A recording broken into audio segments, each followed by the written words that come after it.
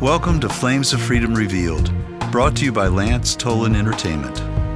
I'm Richard Stone, your host and co-creator of the historical drama Flames of Freedom. Today, as we wrap up the first season of our show, we thought it would be informative and exciting for you, our listeners, to peek behind the scenes of Flames of Freedom and hear from our creative team, exploring their approach to this critical chapter of American and Jewish history. We'll also hear from some of the actors from our ensemble cast. It turns out they, too, have an interesting backstory in relationship to the characters and plot lines of Flames of Freedom. Today we have Lance Tōland, our executive producer, who first stumbled upon the story of Samuel and Rebecca Nunez and was inspired to bring this corner of hidden history to light. Also joining me is Mark Simon, the producer and director of the show, along with Dave Wilson, whose original sound design truly brings this story to life. And in a few minutes, we'll also turn our attention to bringing our actors into the conversation. So, Lance, let's start the conversation with you. And I know that some years ago, you were walking down Oglethorpe Avenue in Savannah, and you came to the intersection of Bull, and you came upon a monument. And that experience profoundly informed this project. Share with us what your experience was and what happened that day. Well, Rick, I'm no stranger to Savannah. I had flown in and out of Savannah as a young guy when I was in school, flying freight. So I felt that I was very, very in tune with Savannah, if you will, the sights and the sounds and what have you. And one day I was in the city of Savannah in the mid to late 80s, and something pushed me over towards Oglethorpe and Bull. I don't know what it was or what have you. I had no particular agenda or destination, but I looked across the intersection and I saw this monument I had never seen. And it said James Edward Oglethorpe, and then it had a menorah on it. And I thought, what have I missed? James Edward Oglethorpe is not Jewish. And as I approached the monument, I noticed that stones were on the monument. And then I immediately knew that this had more significance than just James Edward Oglethorpe in 1733. I knew it was not his gravestone. He was not buried in Georgia. But as I walked around this monument, I saw the names on bronze plaques of 17 people.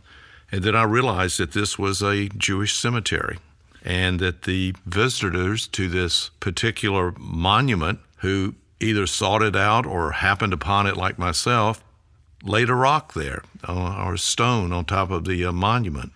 And I became very perplexed. Why here, and who were these people?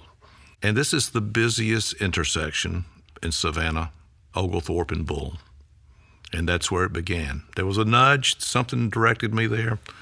Call it a prod from above, what have you, but it was that feeling you get very, very few times in your life, and it set me on a quest. So what was the next step? You've had this experience, you have questions. Where did you go with the questions? And I know you had some fits and starts as you began exploring the story. Tell us about those early days and your first steps of trying to figure out what to do with this idea of a story about these early Jews who came there. Well, it really wasn't a story in the making, so to speak. I was just interested. I didn't understand it. And then the more I read about it when I could, I mean, you got to understand, I'm raising 2 kids. I've got kids in school. This was in 1985, maybe. And as I would have time to read about Oglethorpe and Georgia history, I reflected back on the Georgia history that I was taught, and it didn't make sense. Nothing that we were taught really aligned itself with what I had seen with my own eyes. And I believe that was the one thing, the one linchpin, if you will, that there was this misalignment of conventional public education narrative that was embedded in my mind and reality of 17 Jewish souls interned in a Jewish cemetery in Savannah, Georgia, presumably sometimes in the 1730s. This just didn't make any sense to me. Mm-hmm. And that's 40 years ago when you first confronted this monument, really. It was. And over the years, it would come and go and come and go. I've engaged in several productions. I'm not in the movie-making industry or the podcast industry, but I do see untold stories out there. And I had engaged in a brilliant story about the people of coastal Georgia, the Golden Isles at War, as a documentary that I did in my living room with people who had seen what had happened along the coast as children. But this was going way back. This is in the 1700s. And again, you're left with whatever education you get out of the public schools, which in my case was excellent. But again, it wasn't the true and correct history, as I later found out, as I read more and gleaned more out of what was going on in Savannah in those early days of the colony. I know a little bit about your history, but somewhere along this time, you suddenly rediscovered your Jewish roots. How did that intersect with this story for you? Well, that's interesting in that I had lost my parents at a very early age in the first grade and was orphaned, if you will, and I was orphaned.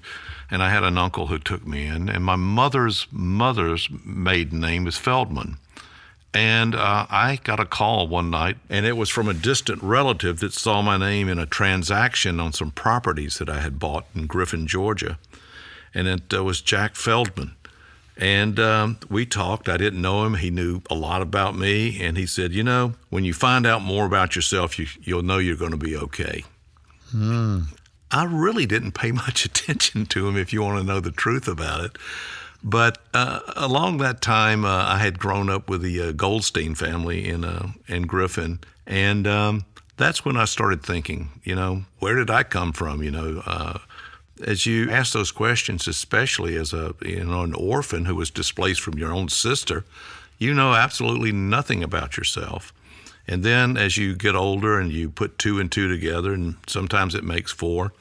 In my case, I think it made 3.5. But I began to observe the holidays. I try to keep as kosher as I can. Started realigning my life with Judaism. Fascinating, your journey with this. Now, I know that before the pandemic, you decided that you were going to embark on doing a documentary on these early Jews, and you got pretty far down the road. You did a lot of recording. You actually went over to England to speak with the chief rabbi of Bevis Marks Synagogue, which plays a central role in the story. At some point, was it COVID that sort of derailed the process for you?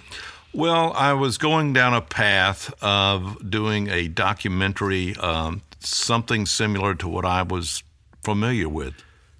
I thought, you know, I will compress this story. And as I looked at, again, pre-COVID, I went to Bevis Marks Synagogue, which you'll learn about in the production, in the podcast.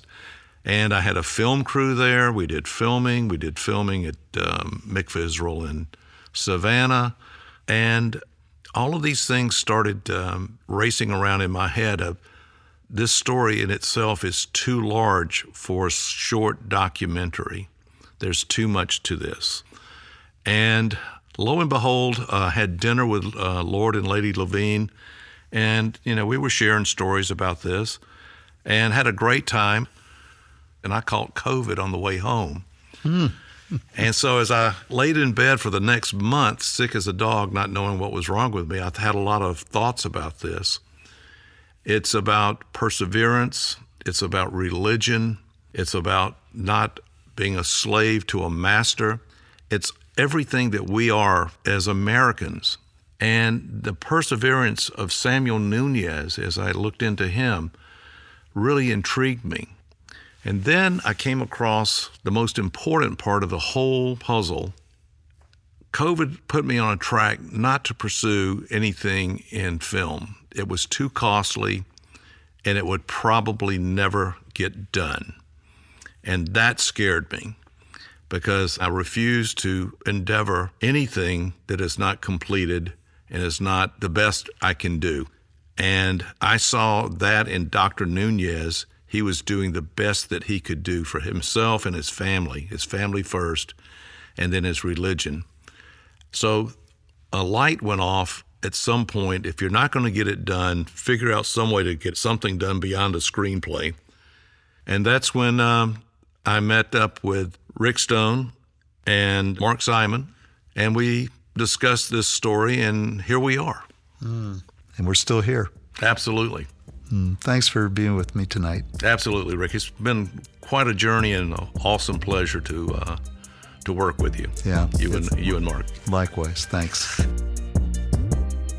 Also with us is Mark Simon, who's our producer and director. And Mark, I know you've spent your whole career, most of your career, behind the camera in the film business, but now you're in both the producer and directorial chairs. A couple years ago, you were approached by Lance with the idea of developing this idea into, I think at the time, it was either a documentary or a film or a TV series.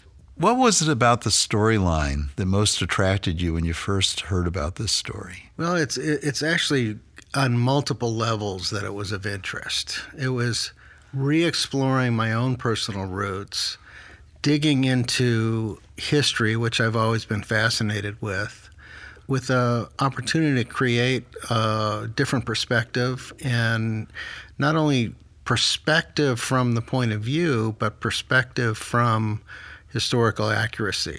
And as far as the history, I didn't grow up in Georgia, so I didn't go through the school system here to learn the history of the state. But my wife did, and we talked about it, and it was a fascinating subject matter to me. But what was even more important for me in the project, I love the process, the learning part of investigating the story behind the story, the history, being able to take a fact and corroborate it, from multiple sources. And the real connection for me in the process was, looking at an archive from 1700 or 1702 that identified the characters in our story by name. I went into the Library of Congress, and there's a history of Georgia dated like in the 1800s. And a lot of things that got convoluted with this particular family was the naming system. Because they were converso Jews, they had Christian names, and later on they established Hebrew names, so they had, dual names. The Sephardic families, unlike the Ashkenazi families, I personally am an Ashkenazi Jew. My ancestors came from, Eastern Europe, from Lithuania and Belarus. And in the Ashkenazi culture, we name children after the deceased relatives to honor them. In the Sephardic tradition, they name them after the parents, living relatives. Living relatives.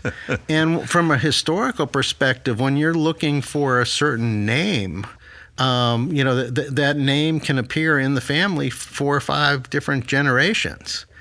So you have to sort out which Diogo Nunes, we're talking about here, or Nunez Ribeiro.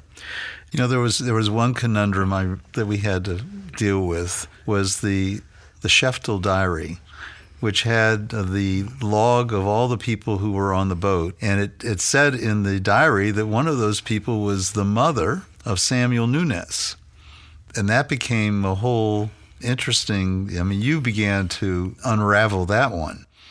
Exactly, and there were a few things that didn't make a whole lot of sense. That there were definitely conflicting, historical records. And the thing about history, if someone gets the history wrong, it tends to be perpetuated. It gets replicated by future historians. Yeah, if somebody else tells the story and uses, a reference, and that reference is wrong, it just gets, carried throughout, and to the point where it gets so convoluted that you don't know what's true and what's not. It's sort of like our daily newspaper. Yeah. Were there any big revelations for you as you dug into some of the research as we began that process? Did anything stand out for you? It was interviewing some of the world experts that we did in part of the Revealed program, the prior Revealed programs. The first one that was a little earth-shattering for me about Judaism and the Sephardic culture came from Dr. Eliezer Papo, who is probably one of the foremost world experts on the subject. Well, the first one was that I never in my Jewish education knew that Spain was, as he expressed it, the heart and mind of Judaism during that Age of Enlightenment, during that period of time. It was a bit of a shock to me because I had no idea. And also the fact that the conversos really had little to no knowledge of Hebrew, that the language of the Jewish religion was Spanish. Let's talk for a moment about just the actual production. So we made a strategic decision at some point to go down the path of creating a podcast.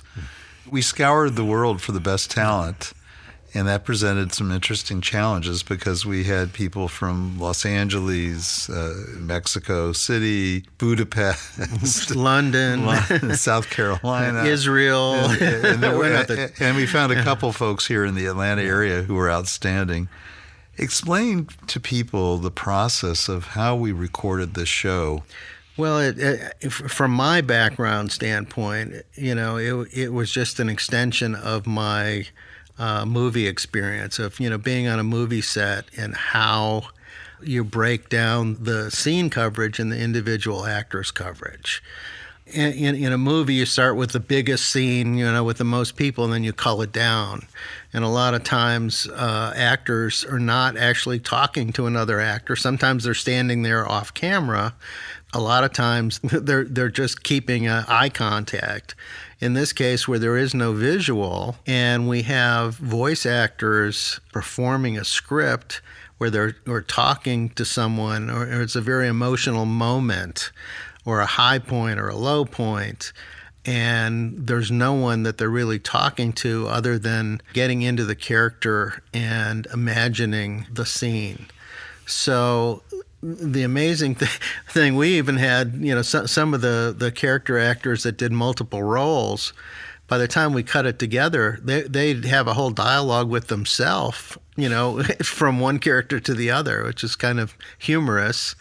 Let's wrap up and let me ask you one last question. What are you most proud of about this whole project?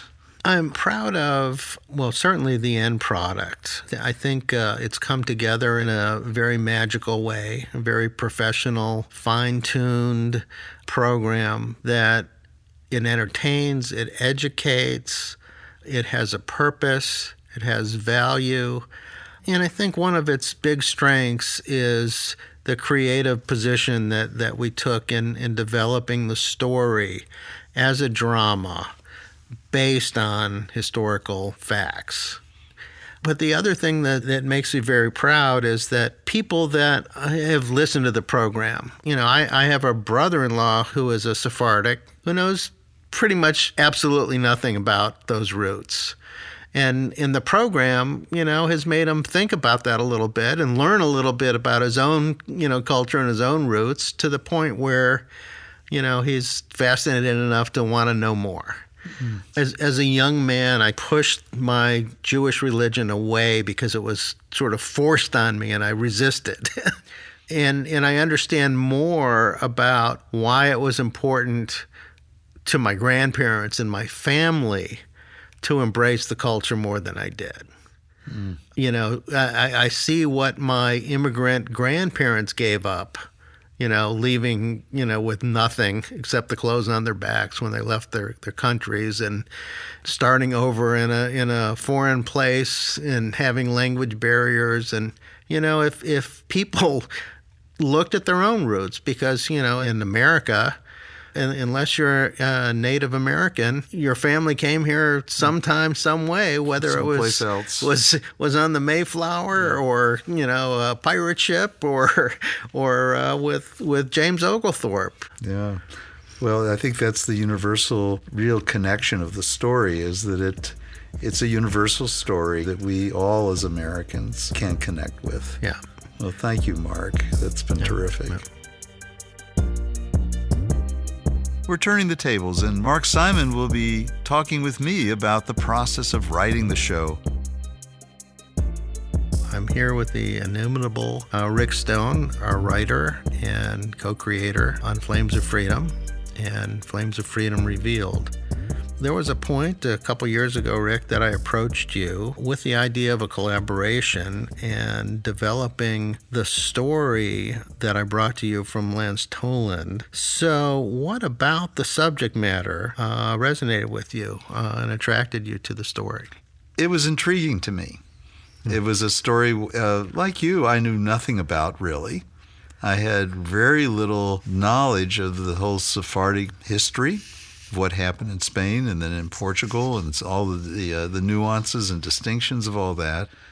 It was both intriguing to me and, I remember the first dinner we had with Lance, and as he kind of laid out the story as he understood it. And obviously, we learned a lot more as we began doing the research, which was exciting as we began digging into the history. And as we began to piece it together, it was just a gigantic puzzle. Yes. I mean, we had to come up with a process. I think our spreadsheet, it was gigantic as we were beginning to identify different storylines that we could pursue. And I guess I was going to ask you about some of the revelations you had about the story that resonated with you, and they were all revelations. Everything was a big revelation. But, I think there were a couple things that really stood out for me was the experience of the conversos. That just really got to me, this notion that people had been in hiding for generations. I knew some of that history, and I know that even in this country, there's people who are in the American Southwest, and they go, why does Grandma always light candles on Friday night? And they're Catholics, and they had no idea, but there are these remnants of Jewish practice that had somehow survived, and people didn't even know the significance of them necessarily. For me, I think the gigantic revelation was that somehow these people clung to something that they didn't even fully understand for generations. So our lead characters, when we pick them up around 1700, they were like 8 generations away from their family being converted forcibly in 1497 in Lisbon. So, we've got 7 or 8 generations of people who have been secretly, practicing what little they knew about Judaism. And somehow there was something about Judaism that had enough life to it that made them willing to even risk their lives. Yes. That they were willing to risk their lives with the possibility of being arrested and tortured. As an Ashkenazi Jew, as someone who's on my father's side came out of probably Ukraine and Russia at the time, and then on my mother's side, probably Austria, Poland. And, for me, it was always the Holocaust, but this was an original Holocaust. And as we learned from Eliezer, the real Holocaust was when the Jews were expelled from Spain in 1492. Right. This was comparable to the Babylonian destruction of the temples. And so those were big revelations for me in the process of doing the writing and the research. If you would share with our audience a little bit about the process as a writer in developing the characters. Well, there's a certain science to this. We had to be very organized, so, laying out scenes and ensuring that there was always this kind of arc of conflict and looking at, what gets included. But for me, the process of writing is like channeling the characters, is becoming the characters. And as I'm writing them, I'm actually often speaking out loud the dialogue. And at times, as I wrote in some of the scenes, I would be crying because there were these just awful events that happened. I mean, when the child dies at sea, as they're making the transit across the Atlantic, and they have to bury the child at sea, and I remember being in tears. So the writing process for me was one of becoming the characters and feeling their emotions. Well, and ultimately make the audience, have those same. That's always our hope as creators, isn't it? That the audience will listen and also have an emotional experience, that they will be moved And that's always our hope as writers and creators. I'm trying to think of, well, I guess there's a question here that I was going to ask you about your highlights for the 12 episodes. I know it's a complicated question because there's so much to it. Well, there are some big things here in this show. There were a couple of things that happened in the writing that were kind of interesting. First of all, I had this deep intuition that Gracia Nunez, who became Rebecca when they came to England, that her relationship with Judaism was strained. And when her baby, she gets pregnant, and the baby dies. And she discovers that the baby has been buried without her presence there, and that there will be no marker for it because the baby died in childbirth, which is a Jewish tradition. And that broke something in her profoundly. And when we interviewed Eliezer Papo, he substantiated that this was actually a very universal thing that happened, is that many Jews had idealized, or conversos had idealized what it would be like to become a Jew. They would leave behind all of the Catholic dogma, and they discovered suddenly there was a Jewish dogma. And it was often very difficult for them in terms of embracing that, and some reverted back to Catholicism. Yes. So that was one big piece for me. All right, excellent. Well, thank you very much for all that you have brought to this project. Amazing writing and dialogue and digging in on the research, and I think we've created something we can all be very proud of. It's been a rewarding experience, and especially working with you, Mark. Okay, well, sitting to my right is Dave Wilson, our sound engineer, who's built out the soundscapes that truly amplify the power of all of our actors' performances. And Dave, you like Mark, have spent your career mostly in the film business. Yes, indeed, and actually on many projects and many commercials and various projects alongside with Mark as being his sound mixer. That's right. And when Mark first approached you about doing the sound design and original music for the show, what about the storyline itself attracted you? What about this whole story of these wayward Jews who were fleeing the Inquisition got your attention? Mark said, we have this idea of a project that we'd like to discuss. Okay. I expected, a 5-minute phone call, and it's like, okay, yeah, sounds good. And then he started elaborating and letting me know the amount of detailed research that had went into this. And it was so intriguing that, okay, we'll be telling a true story. He gave me just a bit of an idea about the structure that he envisioned, but I felt that this would be an opportunity for me to offer to create music for it and put kind of my own stamp on it. Even though I didn't know what that was going to be, I was game. It's like I'm in, and I want, a role of being sound design, music guy, editor, like anything you need audio-wise. Yeah, I mean, it feels like there's a couple big major chunks of things that were huge challenges. One is the recording of all the actors individually, and then actually like a tapestry having to weave all these little individual lines back together so that they sound like a natural dialogue. Indeed. Do you want to say a little bit about just what's involved in that process? I don't know if an audience can even appreciate what you've been able to accomplish. I would be happy to, and really what I've accomplished only follows what you and our phenomenal actors have laid for me. Once we had our cast settled, that was kind of a big first step. We started recording.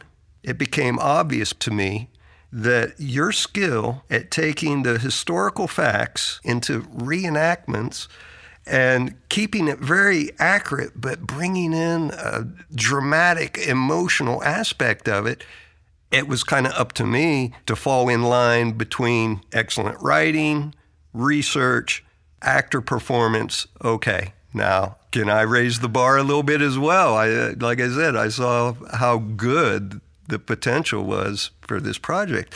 I've been editing for years, and the act of editing is really not that difficult, okay? I've been a musician almost all my life, and I find a rhythm in almost any task that I'm doing, you know. I could be outdoors painting, and all of a sudden I've picked up on some type of a rhythm of the brush against the siding or a background noise. Yeah, it's always a rhythm that's in my mind that I'm trying to be aware of. And that process, once you've got your basic edit, you've got the material there, then the finessing comes into play. Slight movements of timing and a delivery can enhance that performance. If you put just a little more pause in there, you know, the intent stays the same, but the emotional value starts to increase a little bit. I mean, it sounds like some of it's intuitive for you. It's a very intuitive process, but you made choices. I don't know if you can kind of step back and get a little distance and say, what informed some of the musical selection process as you were beginning to build out these sound designs that I think support the story so well?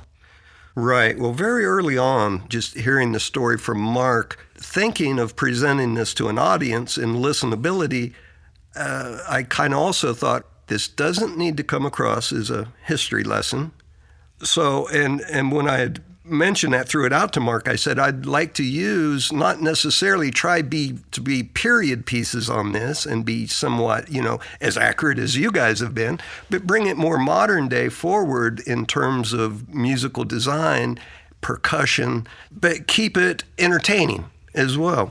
As you think back on the episodes you've edited, and what has been maybe one of the highlights of some of the scenes that you got done, you went, wow, that I just hit a home run there. That was incredible, just because it exceeded even your expectations of yourself. They had pulled off hijacking the ship, throwing the deacons overboard. Everything kind of laid down quiet. And Gracia says, "Do you hear that?" Diogo pauses, you know. We don't hear a lot going on. There's strings starting to build there. What, the sea? She said, "No, sweetheart, freedom." We could always leave an episode on a moment like that where we would swell up with some emotion. And then, you know, for me, and hopefully the listeners, I'm wanting to know what comes next episode. It really, you know, is intriguing. Yeah. I want to thank you for just everything you've contributed to this project. It would not be the success it is without what you've been able to accomplish. I'm so pleased to be a part of the team, and I just bow to each and every one for bringing their specific skills at such a high level that, like I said, I'm proud to be a part of this team. Yeah, thanks so much, Dave. So I think that we conclude with conversations with some of our important actors who brought these historical figures to life and get their take on these characters and what the experience of being part of this ensemble cast has meant for them. With us today is Ian Russell, who has won 4 One Voice Awards for performances in video games and animation, and the prestigious Voice of the Year Award in 2020. He was also presented with the 2022 Voice Arts Award for Outstanding Audio Description for his work with the Hans Holbein exhibition for the Getty Museum in Los Angeles. Ian, you're an English transplant living in South Carolina these days, and for us, your acting and voice skills made you a natural pick to play James Oglethorpe, the founder of the Georgia colony. As Oglethorpe, you play a central role in this series. What's your sense of Oglethorpe as a person, and were you at all familiar as an Englishman of his pivotal role in American history before working on the show? That's a really interesting question. I mean, at least when I was at school, Oglethorpe is not a figure that we learn anything about. But my wife was living in Savannah when I met her. So in that sense, I knew who Oglethorpe was before I got involved in the show, but certainly from an English historical perspective, we don't really talk about him in the UK at all. As far as who he was, I mean, I think, again, you arrive in Savannah and you wander around the squares and the Spanish moss and, you know, the oaks and all of that, and you see this massive, great statue of the man, and all you really think about is, oh, there's a man who founded Savannah, and, you don't even really think about Georgia, I don't think. And that's all you think about, so you don't really know anything about the person, really. And from the script and the way we've portrayed him, he's clearly driven. He's got this huge ambition to make a difference in the world. And I think that shows, with he's willing to stand up and speak for his and other people's rights without fear of contradiction. What have you learned from playing this role? I mean, you do a lot of voice work and acting work. What was this project like for you in this first season and bringing to life this pivotal character? Well, first off, because I was a little bit aware of his position, certainly in Georgian and Savannah's history, it felt like an honor to be taking on a role with such weight. So that felt like a step that was important, certainly for the show and certainly for me. From a technical point of view, I've learned a lot about the character and about the history of a place that I've visited many times that I didn't know before. So I've learned an enormous amount of historical fact. Well, it's been a pleasure working with you on the show, and we're looking forward to the next season and exploring all the ways Mr. Oglethorpe becomes a key figure, not just in Georgia history, but American history. So I want to thank you for taking some time out of your schedule and spending a few minutes with us this morning. You're very welcome. Also with us today is Juan-Pablo Gamboa, whose career took off when he began acting in Latin American soap operas, known in the business as telenovelas, and has become well known in the Hispanic and U.S. markets, working in film and television in Mexico and Colombia, and receiving worldwide exposure with the sales of his projects to over 120 countries. Juan-Pablo, welcome. As Diogo Nunes, you play a central role in this series. What has it been like to be a part of this story about a Converso family fleeing the violence of the Inquisition and anti-Semitism in England? One of the things that I love the most about acting is that the imagination can put you in these contexts of real life situations, especially when they're historically correct. And I'm a big family history buff, so I find a way of attaching to that context one way or another. I know that I have a certain percentage of Ashkenazi Jew way back. So that, for one, makes you empathetic to the situation in a certain way, But mainly it helps you identify with it. It's that. And it opened a whole bunch of different perspectives for me, historically and emotionally as well. And especially to be able to put it in the context of today, where you still see that anti-Semitism is rampant, And I think it's important to be able to look into a story like this, to put that time into our present context and understand how it hasn't really changed in many ways, One of my best friends is a rabbi in New Jersey, and I talked to him a lot about this, and he was really interested because he didn't really know too much about Don Diego. He had heard about it, but he found it very interesting and to understand that was sort of Mayflower, if you will, as far as immigration was concerned. And what they did was so great in Savannah, eventually, that they're still there, the symbols, everything. And that I find amazing. I was proud to be Don Diego. Well, JP, we were really proud to have you as part of the show. Your acting skills contribute so much to the success of the show, and we really appreciate you taking a couple minutes out of your morning and visiting with us. Oh, thank you very much. Thanks. Angelines Santaña plays the pivotal role of Zipporah, the daughter of Samuel and Rebecca Nunez. Angelines started her acting career at the tender age of 4 in her native country of Mexico and has been working with her voice since age 7. Angelines currently works and lives in Los Angeles. Angelines, welcome. Was there anything about the character of Zipporah Jacobs that you related to? First of all, thank you so much for having me here. It's so cool for me to be able to talk about this. And I want to congratulate you because the project is amazing. I couldn't be more proud to be part of such an important project. For me, playing Zipporah was very important because such a strong character, such a strong woman that fought for her right to keep practicing her beliefs and to keep her family together, didn't matter what. So very strong women that I was so proud of portraying, very proud of that. Very difficult at times.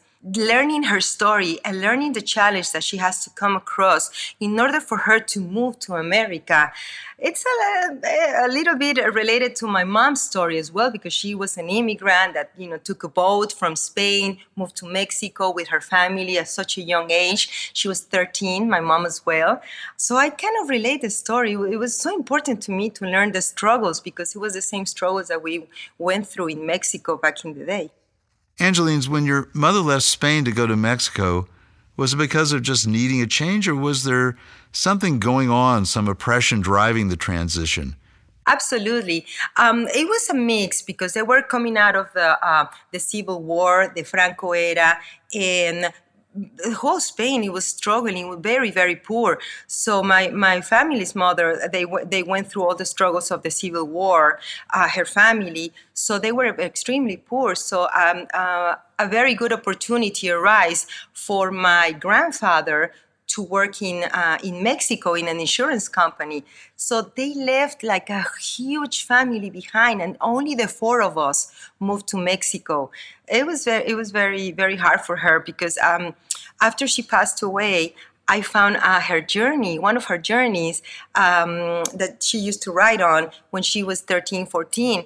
And it was so sad for me to read how she didn't want to, just talking about it, I feel like crying. She didn't want to leave her people behind. She didn't want to leave her friends behind. She didn't want to leave her roots, her food, her country. And she was like, why? Why do I have to move, It was very... So listening to Zipporah's story, it reminded me a little bit of that struggle, and that I have to leave everything behind for a better life. How do you relate to Zipporah now that you've gotten to know her as a person and as a character? How she always maintained her spirits up. That's pretty much how I am. All the adversities and everything that she got to go through, and hiding her religion and all that. And me as an immigrant coming to the States as well, and finding the diversity and how loving this country embraces diversity and other cultures and other countries. To me, it's a full circle, to be honest. I love playing Zipporah Jacobs. I just love it. Angelines, it's just been a pleasure to have you on the show, and we want to thank you for taking just a few minutes today out of your schedule and to talk with us about your role and what it's meant to you. Thank you so much for inviting me. I really appreciate it. And until next time, until next season, I guess.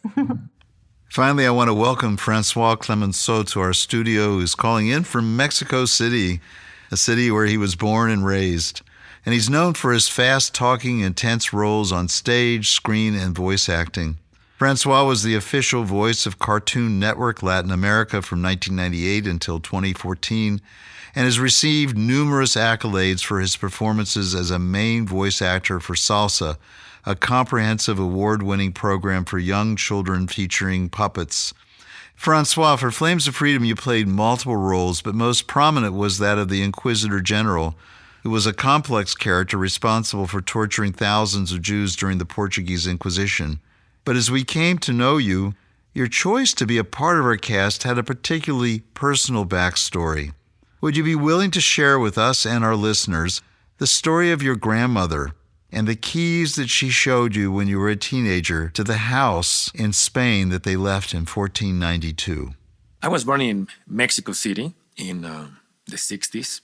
And I remember when I was a little boy seeing some keys, very old keys, in Mexico that were hidden from plain sight.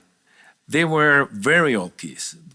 They were not used in any of the doors of any of the places that I knew, either here in Mexico City or where my grandparents lived in a small town in the state of Jalisco.